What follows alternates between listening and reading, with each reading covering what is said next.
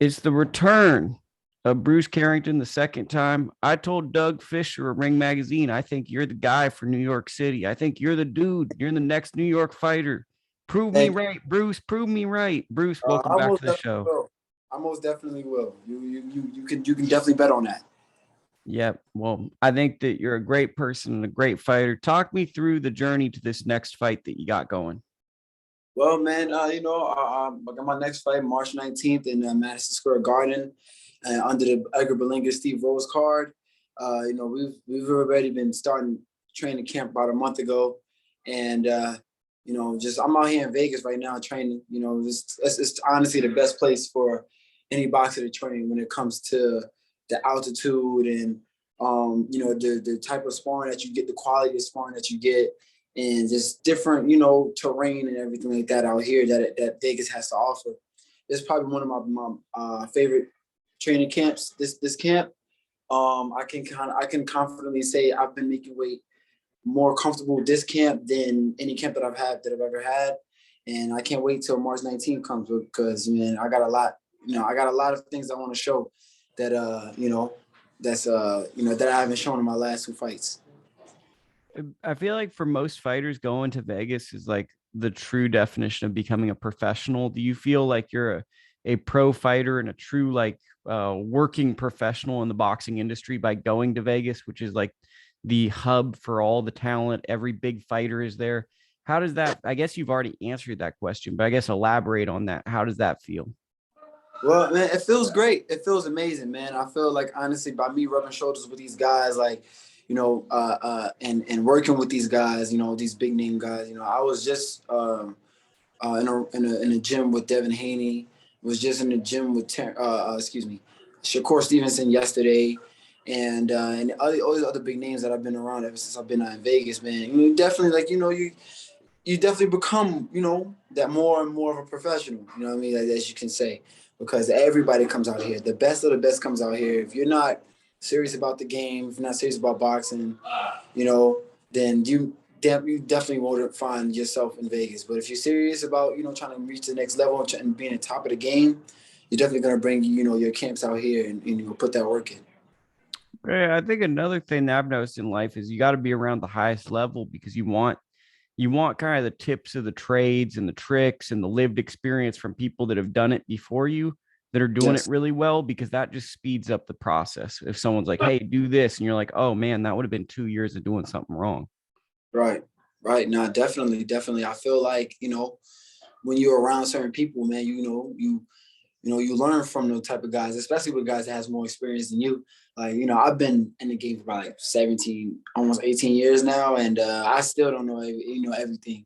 You know, it's just always learning. It's always learning experiences. It's especially when we coming into the pro game.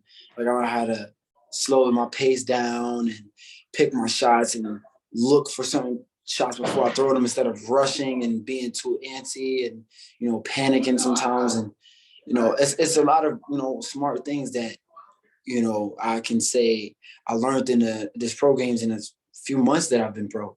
I haven't even been pro a year yet. October next this October will be a year, and I feel like the sky's the limit in terms of my knowledge. I'm just gonna keep hitting new levels and new levels. It's gonna be a better Bruce Carrington every single time I fight. Okay, because you're speaking to something I always think about a lot. Like in amateur boxing, it's kind of like a sprint. You're looking for like a lot of explosions, throw a Yeah, million punches, 1,000 punches in a round. And then you get to the pros and it's a marathon. You got to conserve yourself, but then you've also got to be effective to win those each and every round. definitely. Talk me through that mental adjustment, like being a successful amateur and having to do that at this point in your career. Well, to be honest, it wasn't always that easy. I want to say easy. It was never easy for me to make it where I made it in the amateurs, but it wasn't always that simple for me coming up because I always had a pro style. Like me, I was around a lot of pros coming up as a little kid, so I learned from them, but I didn't learn from enough amateurs. You know what I'm saying? So it wasn't that simple for me coming up, and I wouldn't always get the nod when it came to judges and stuff like that because a lot of them they look like the amateur style, and they like the fabric punching and all of that stuff. You know what I'm saying? So it took a while for me to finally like, okay, let me adapt what they what they want me to do, plus fight the way I fight. But it just felt, I was still uncomfortable with it, but I just did it just to get as far as I could get. You know what I mean? And went in the big trials, qualified for the USA team and whatnot. So I just needed to win, and I did whatever I needed to do that was necessary. Now, when it comes to the pros, man, it's like you said, it's a marathon. You gotta, you have to be more conservative with your energy and, the way how you exert, and every little step, every little thing, even the way you're breathing. And when you're in a clinch, you have to deep breath in and out and little things like that. You have to, know you're not going to have the time to even know these things like that in a 3-round fast-paced fight in the amateurs. So, the pros is definitely much more of a fit for me. Well, I think you're speaking on something. I was watching the fights this weekend, like I always do on my sofa. And there was a fighter who had a hard fight, but the reason they won was experience. They found experience. And I think a lot of times, like people that write about boxing, they say, oh, the amateurs doesn't matter or the style doesn't translate. But you learn a lot of experience through sparring in the amateurs. And it's really interesting how different fighters take that and adapt that to their pro career, because essentially, Bruce, you're going to be judged by how you are as a pro, even though you've done a lot as an amateur. Yeah. Definitely. What's so funny is like when I think about it, a lot of people try to say the amateurs don't matter, but I look at guys that's like, how can I say, that started in the game late, that started even in an amateur game late. They started, or like they just basically they turned pro early. Like as the years go by, you start to see how the lack of experience, it affects them after a while. Like they like with their talent and stuff like that, and what they learn, like and their little drive, it's gonna get them to a certain level. But once they get to a certain level, that lack of experience that they have is like it's gonna be very effective when it comes to reaching the next level, because you need those little things that you learn from you as a little kid, that you learn from you as a preteen, teenager, grown man, before you going into the pros and stuff like that. So I feel like it was perfect for me to take my time and made sure like I didn't rush and turn pro and everything like that. I made sure everything happened in the right time and right age and whatnot, because I learned a lot as an amateur. Like I was supposed to turn pro. Well, I was thinking about turning pro back in 2016. I was an Olympic alternate back in that time, and I was 19 years old. So I'm just thinking like, yeah, I want to turn pro. I'm 19 years old, yada yada yada. But I started to realize like I noticed that I had a lack of international experience. I had, lack of self-confidence. I had a lack of, grown man power, grown man strength, and just lack of experience as a whole when it comes to the whole thing. And it was like, I had to humble myself, and I had to realize, okay, nah, like if you want to do this, be the best at this. Like you can't play with it. Try to perfect your craft as much as you can. And I decided to stay an extra 4 years. And by me doing that, I became a totally different fighter just in those 4 years, 4 or 5 years of me staying amateur, because I learned a lot of new things. I picked up a lot of new things. I got used to fighting European style, fighting the Cuban style, fighting Russian style or whatever, fighting, different styles, because those guys fight totally different from what the Americans fight, so it's just some things that, you need before you even turn pro. I think one of the biggest things that's hard for me to translate in fighting is how power plays a role in a fight, because some guys are really big power punchers and you go, okay, this power is going to always get them through. And then they hit a point and they can't do anything. And then some fighters, it's like you're waiting for the power to come and you see all the talent in the world and you're like, where is the power? Yeah. I'm interested that you brought up the power, because I think that that's one of like the arts of boxing, is like you have to negotiate, like almost, I don't want to say you don't want to have too much power, but you want to find like a sweet spot of power and skill to really preserve yourself. Definitely. I feel like, guys, when I think about guys that has like the perfect mixture of like, a good enough power to where you respect them, and then they have like so much talent and all the skills in the world, is guys like Floyd Mayweather, Shakur Stevenson. Like those two names right there, they're like perfect examples for me when I think about those type of guys. And, look what Mayweather has done in his career. Look what Shakur Stevenson is doing in his career, the way how he's beating these guys. Like if you look at, you know, the stats in the CompuBox, like these guys are barely touching him, and he's winning like he's whitewashing a lot of these guys. Like he's winning like almost every single round, every single time he fights. And it's just like it's something that you kind of got to look at and you take and try to put into your craft. And you know, I definitely do it for me. Like, I want to make sure I always have a dominant performance every single time I get in the ring, but you always have to have that mixture of that talent and then that power, but then also the will and the mentality and everything like that. You got to kind of have a mixture of all of that when it comes to, you know, definitely being in the ring. But when it comes to strength and power, a lot of people think that you have to be so strong and all this type of stuff. All you got to do is, it's physics. All you got to do is just throw your punch correctly, throw your punch right. Like if you, I can throw my punch really slow and not really put too much torque into it. But if I throw my right hand like correctly and straight and stiff, it'll definitely knock somebody out. Like I remember my last fight actually. Like I hurt the guy on the ropes with a hook. And I promise you, I put no type of power and no torque on it. I just threw it correctly. And he was already out before I hit him with the last two shots. You know what I'm saying? And it, which really put him out. But it was like, if you throw it correctly, like things that like that's gonna happen. That's all. You just have to have that knowledge.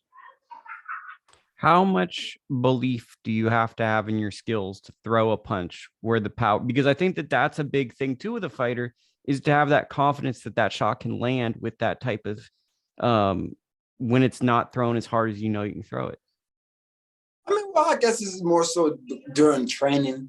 Like you get to test it a lot during sparring and stuff like that, and see how your punches affect your opponent and stuff like that. So I really think it's just through that. To be honest, I don't really think it's more so in fight. Like you kind of realize and know that your power is changing during training camp. Okay, so you're seeing some heads nod back. You're popping the jab and people's heads are moving.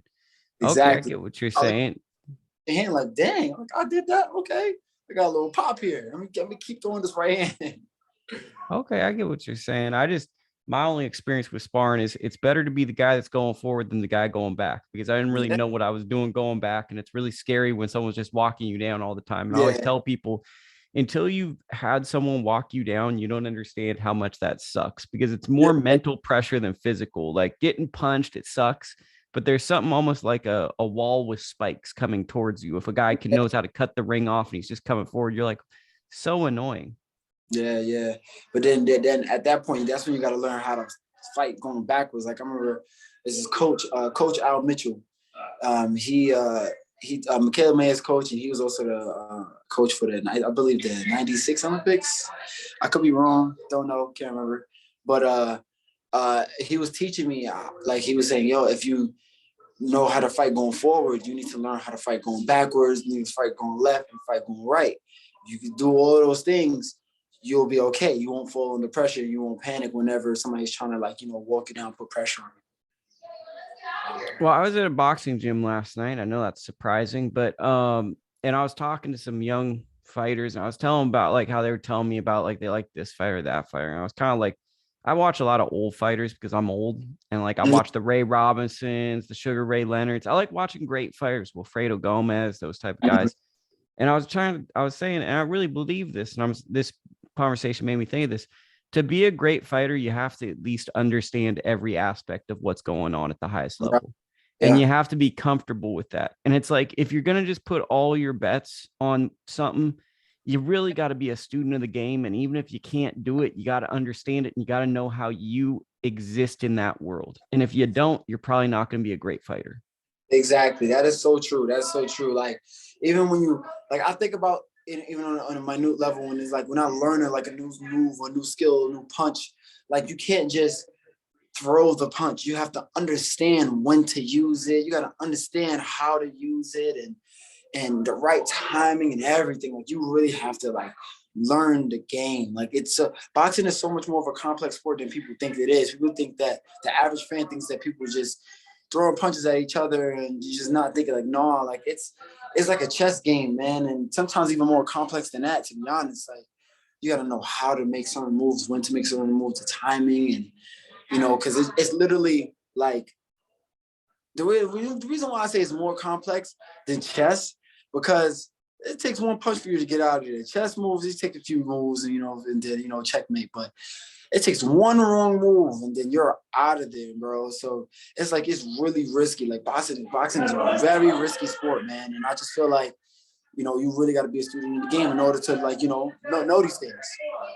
Well, I think that's why I respect boxers so much, because like there's a lot of easier ways to make money. So there's Mhm. something so courageous when someone's like, it's either foolish or courageous. And you've done the check marks to be courageous because you've been an Olympian and you've done all these things. If someone turns pro and they didn't have good amateur success, it's kind of like, maybe you should like kind of see what's going on, because you have to run in.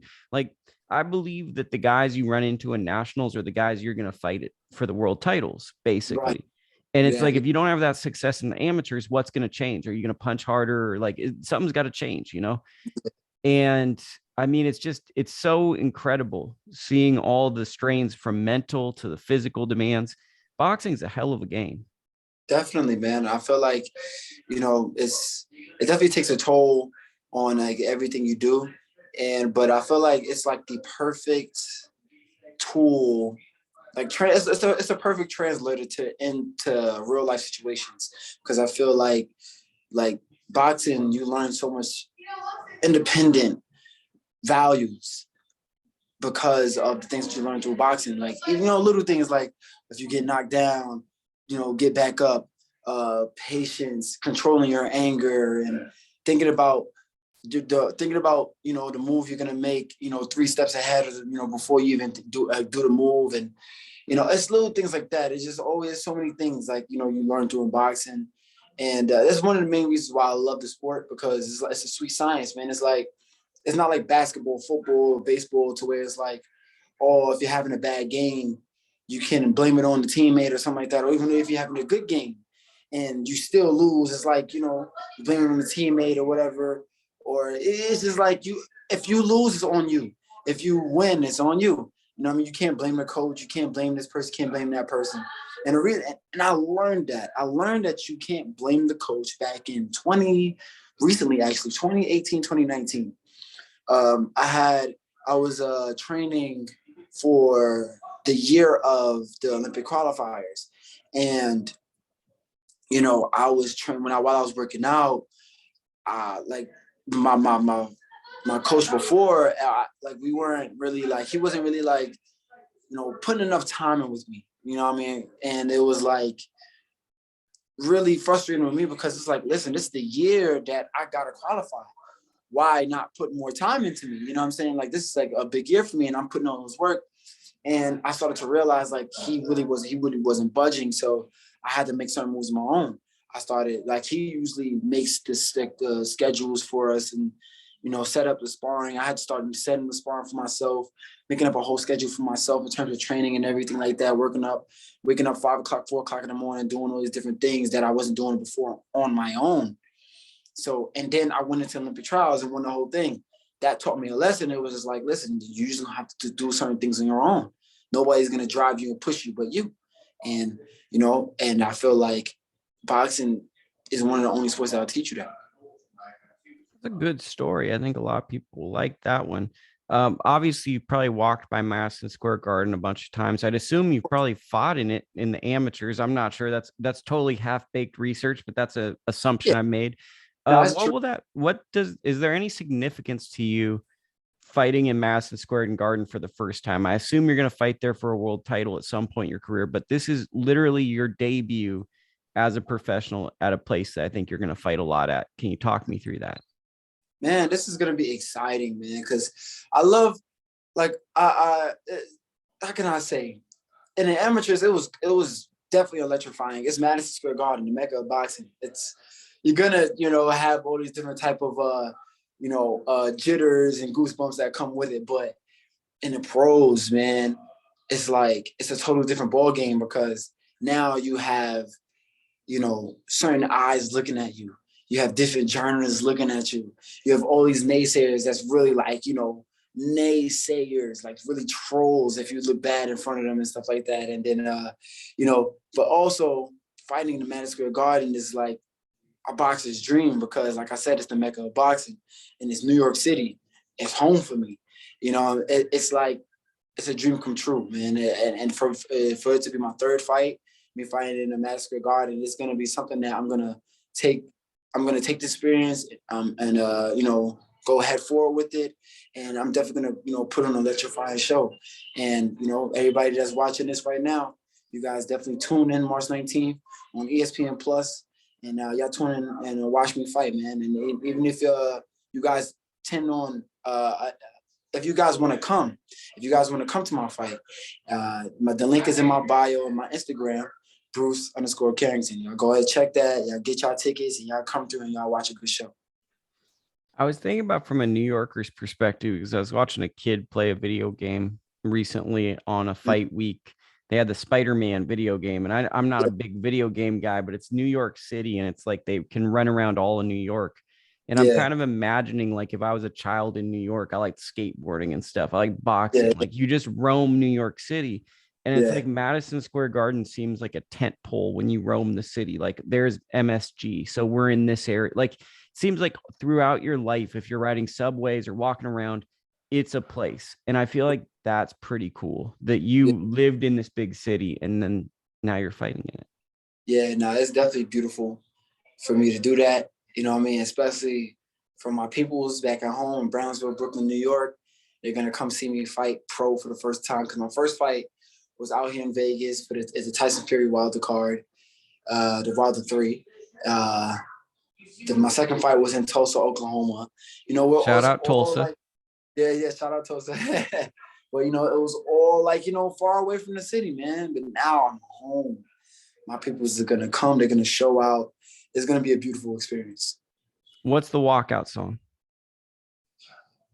I can't tell. I want everybody to be hyped up. I can't tell. You just got to have to tune in. Is it New York? Is it New York based? New York based. Definitely. 100%. It's definitely home. Like, it's even more New York. It's like hometown, like really neighborhood based. So people that's going to come through, they're going to turn up. Okay. So it's a theme song of the neighborhood, basically, is what you're saying. I mean, you could kind of say that. Yeah. It's definitely popular. Okay, I got my suspicions, but I won't throw those out there because this is not investigative journalism. We can throw it off camera. We throw it out. I'm gonna see if I want to be. I honestly, I don't want to know because I just want to watch it and then just see it. Like I'm not really. I'm a fan of just having the moment and seeing it, but what I'm more excited about is, on top of seeing you fight, I want to see you walk through the tunnel and you're coming to the ring. And where are you already thinking about looking up and seeing people that you've known for a really long time and they're going crazy and they got maybe shirts and they're screaming? Like, what's that? What do you think that moment's going to be like? Man, it's going to be electrifying, man. I feel like I'm super excited. I can't wait. I'm really expecting to see like a lot of people out there in the crowd going crazy, and and that alone is just gonna make me want to go, and fight my best. And when I fight in Madison Square Garden, man, I feel like that experience is gonna just make the best out of me, and I'm gonna put on a show. Okay, now I'm gonna throw it back at you. Now I'm gonna sound like a hating ass coach. How do you channel that energy of excitement to fight at your best so you don't fight too emotional or you don't start too fast? Because I feel like that's the flip side, which I don't think you'll do, but I just want to throw that out there because that is a concern.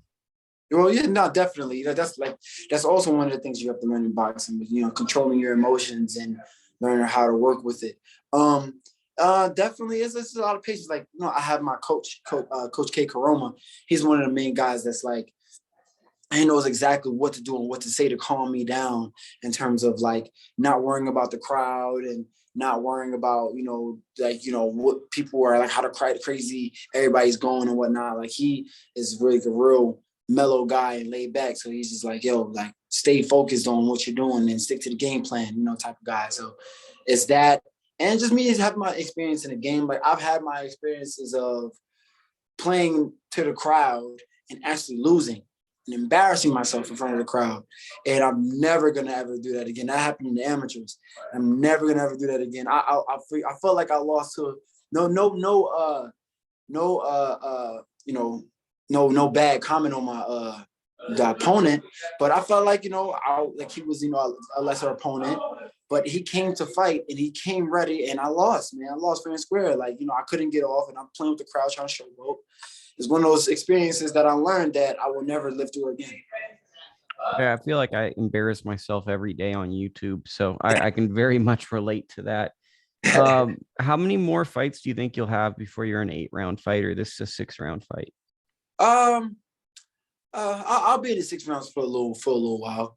Probably like another 6 more fights, maybe. I'll be in the 6 rounds for a little while, just getting the hang of everything, Because I'm really happy to get out to 4 rounds because 4 rounds still feel like 3 rounds. Still feel pretty high pace.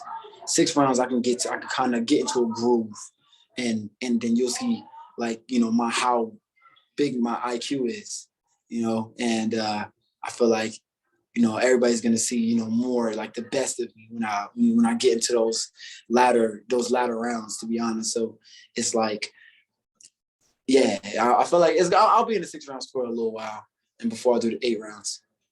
Okay, because I always feel like 4 rounds are some of the hardest rounds for prospects Yeah. because all it takes is a knockdown. A guy steps on your shoes and you fall Yeah. down. It's not really Really risky. get hit south of the border. The referee starts doing uno, dos, tres.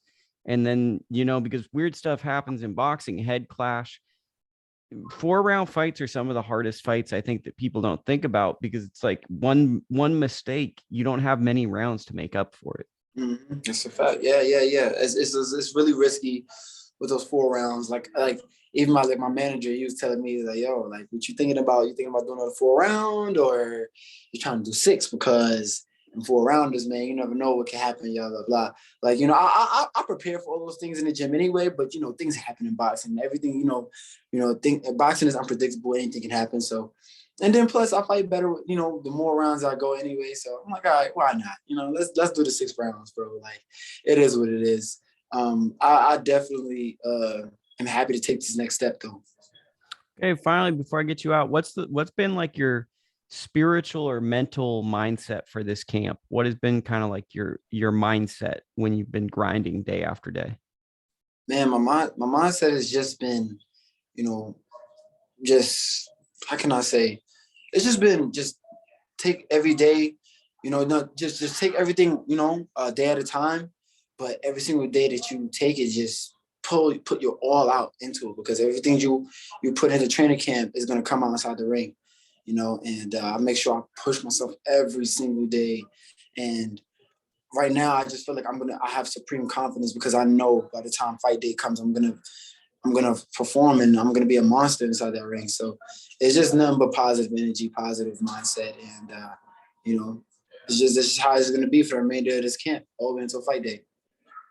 Well, I like that you said that because I always like to be selfish and say things that I think about. And I was thinking about this today that like if you just try to get better every day a little bit and you push yourself to the limit, Mm-hmm. after 60 days, you get a lot better. And it's like I think that people stay the same because they're content with either staying the same or they don't push themselves to that point where Right, new things are possible. And I think that that's one of the keys to being elite. right. That's so true. That's so true. I agree. And it's like, and I feel like I experienced that myself because there was a point in time in my amateur career where I wasn't really pushing myself. I was doing just enough, and I wasn't getting the outcomes that I wanted because I was doing just enough while everybody else was pushing themselves. I was depending on my talent too much, but after a while, I was just like, I have to put 100% into it because I'm having close losses with guys that was like the top of their game, and I'm not even training. So now imagine if I train and push myself every single day, I'm gonna be they're gonna be no competition, and that's what happened after a while. So uh, I definitely agree with that life lesson, and I'm definitely gonna continue to push forward every single day, even even outside of training, even just everyday life, just being a better person every single day. Well, I mean, I think this also speaks to the testament of who Bruce Carrington is because how many people would just give up at that like the moment you were saying where like they're not doing enough. They're like, oh, maybe this isn't for me. You Yeah, humbled yourself and pushed through. And I think that's what makes you such an interesting prospect to me is you were willing to accept maybe I was doing things wrong. And I think Mm. that that's one of the hardest life lessons for any age of a person. Yeah, yeah. No, I feel like I definitely had to learn that. That's something big because I took, what I had for granted, you know what I mean? And it was just like I had to learn I had to play catch up, like, but you have to humble yourself to do that. You have to really just, you can't think that you're too big and too, you know everything in order to like, nah, like you have to go through the ringer, bro. You have to humble yourself. Like, there's always something to learn, man. Like my dad always told me, now I don't want to, I might mess it up a little bit, but he always told me, he who knows, that he knows not is a wise man. Then but he who doesn't know that, he who knows not, he who knows that he knows not is a wise man. But basically, someone that knows everything is an idiot. You know, it's like it's just like like you're never gonna learn if you think you know everything. And I definitely took that to heart. Well, let me switch up the game on y'all. That sounds like a quote I use a lot in business. And my quote is, the most dangerous man in the room is the person that knows a little bit. Because if Mm. someone knows that they know nothing, or they know literally everything, which most of the time I don't think I've ever met anyone that knew everything, but I'm sure there's probably a couple of those guys. If you know just enough and you think that's everything, that's the most dangerous person, because Yeah, this boxing, but really life, is a game where you need to learn from everybody and you need to learn from as many people as possible. And the minute you go, someone wants to show you something, you go, I already know that.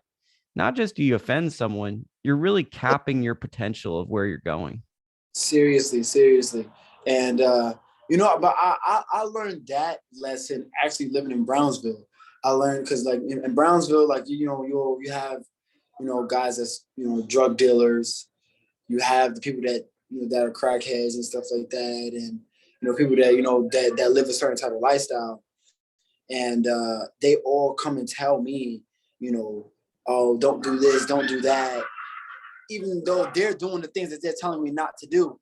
But I don't look at them and be like, oh wow, why are you telling me not to drink and not to smoke and not to do this and not to do that? You're doing it. A lot of people actually think like that.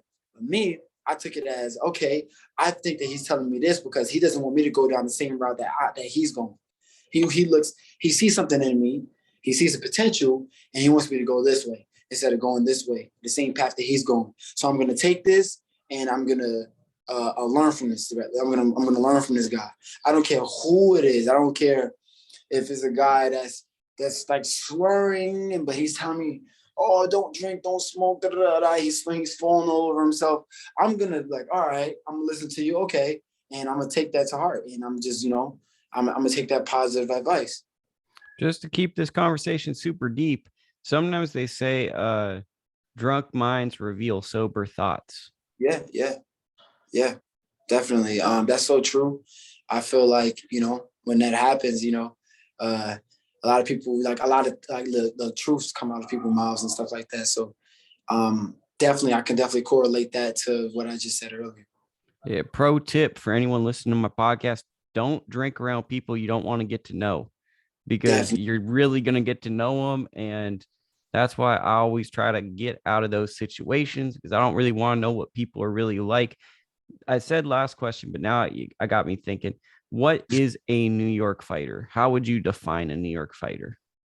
Man, a New York fighter is brash, flashy, you know, sometimes like, real, like a real confident fighter. So Like Camacho. So basically, you're just saying Hector Camacho. I mean, basically, yeah, then you have Tyson, you know, Zab Judah, you see Edgar Berlanga, all these different type of Shannon guys like Briggs. Shannon Briggs. We have a certain type of aura that we bring. Like we have like this type of thing that we bring into each and every fight, man. And I just feel like it's at this point, that's just a New York fighter, bro.